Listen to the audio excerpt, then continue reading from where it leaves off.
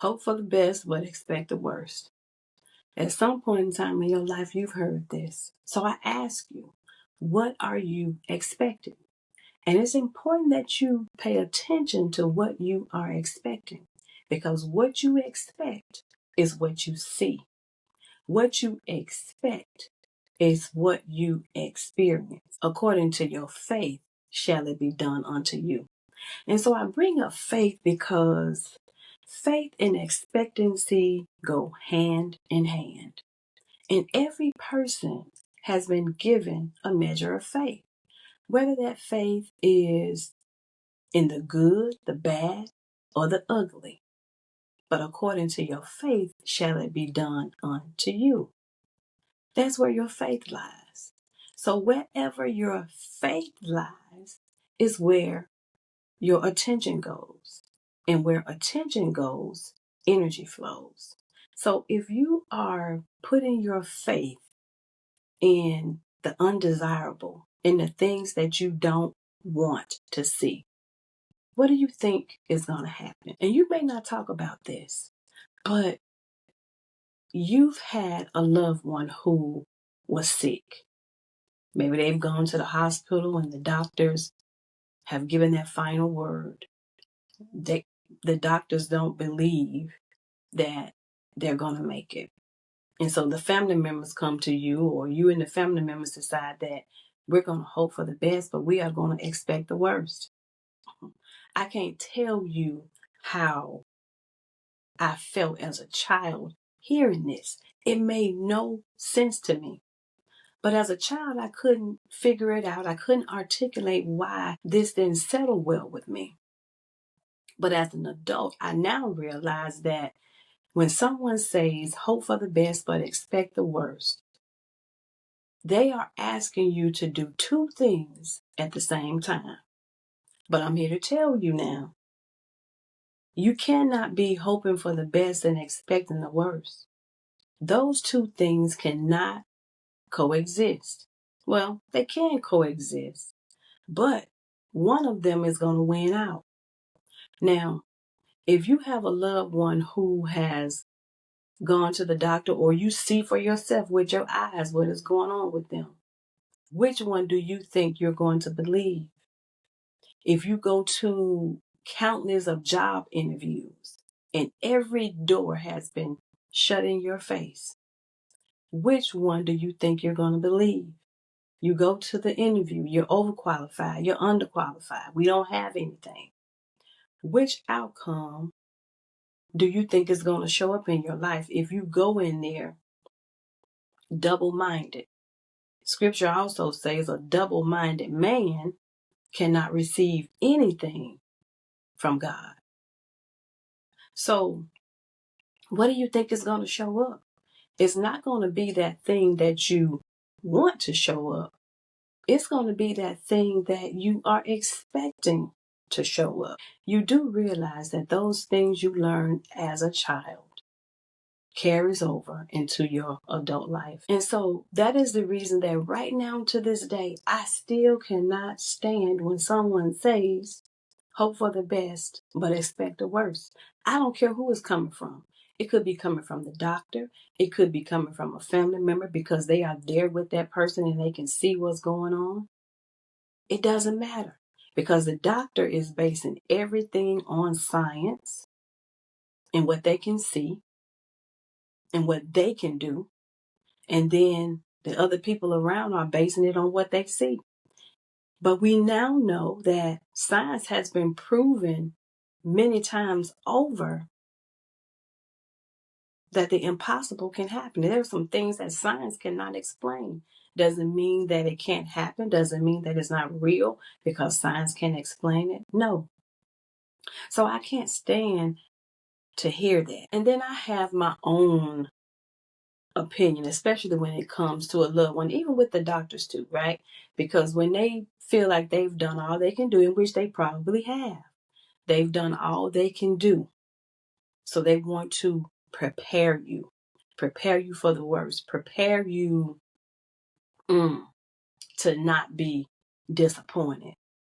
And I believe that's the way we go through our lives, is that We are afraid to admit what we want.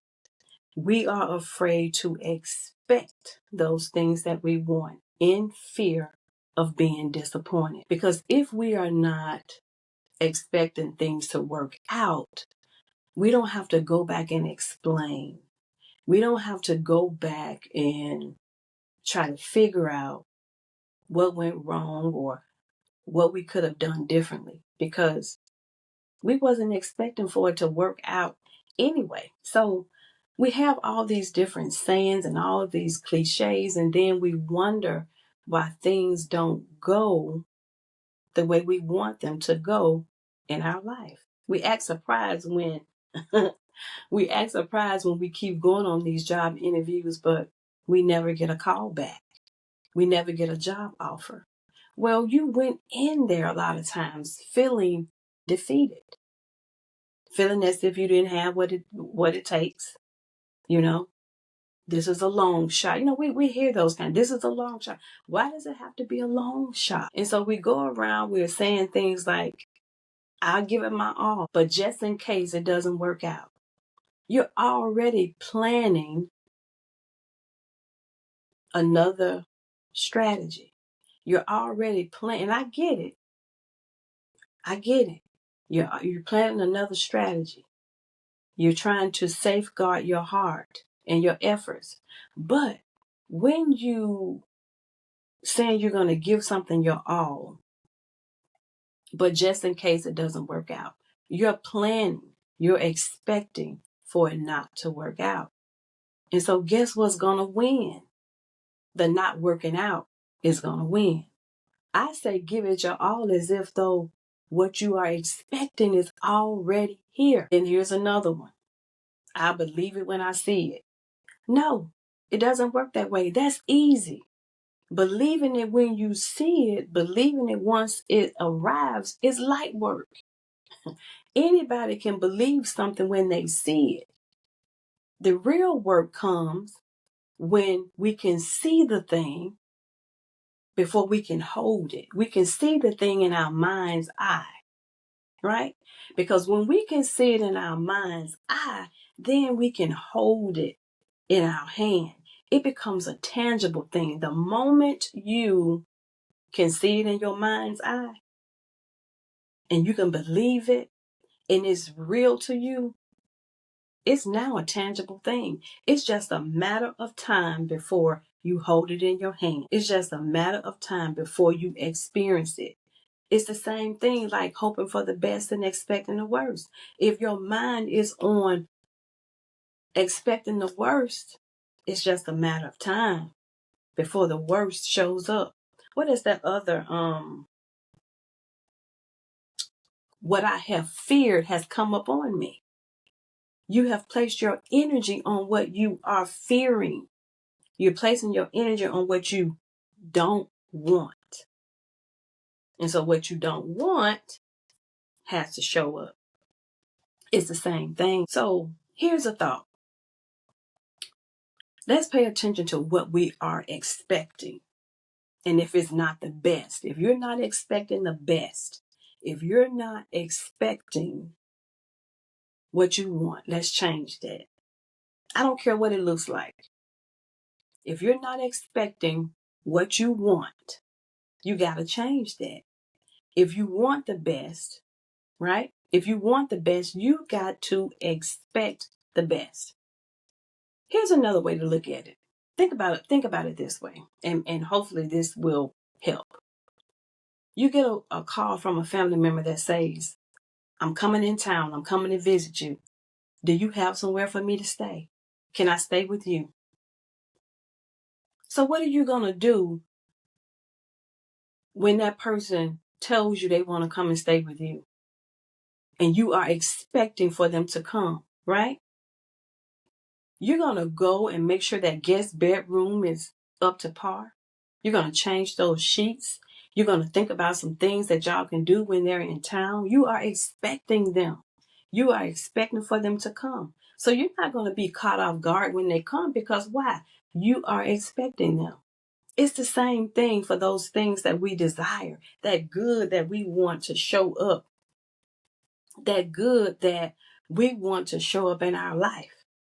We got to expect those things if we want to see those things, if we want to experience those things.